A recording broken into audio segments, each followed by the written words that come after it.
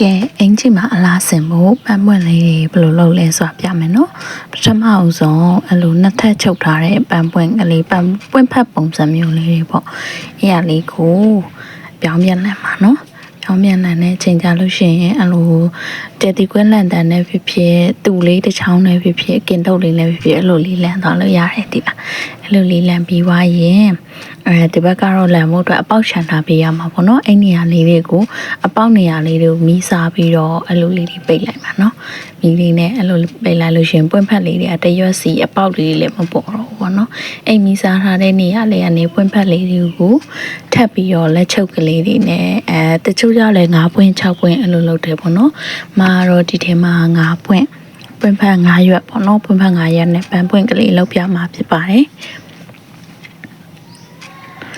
9ရက်ကိုအဲ့လိုလေးထပ်ပြီးတော့ကိုလိုချင်တဲ့ပုံစံမျိုးလေးပေါ့9ရက်နဲ့လာရင်9ရက်နဲ့လုပ်မယ်6ရက်နဲ့လာရင်6ရက်နဲ့လုပ်မယ်ပြီးရင်အဲ့ပွင့်ဖက်9ရက်ကလေးနဲ့ပန်းပွင့်ပုံစံလေးဖော်ပြီးရင်အလယ်မှာခြေတီးလေးထည့်မှာပေါ့နော်ခြေတီးလေးနဲ့ကိုတက်မဲ့အင်ကြီးအယောင်လေးပေါ့အဲ့လိုလေးထည့်ပြီးတော့ပန်းပွင့်ကလေးဖြစ်သွားပြီဒါလေးကနောက်ဆုံးရလာတဲ့ recess လေးပေါ့နော်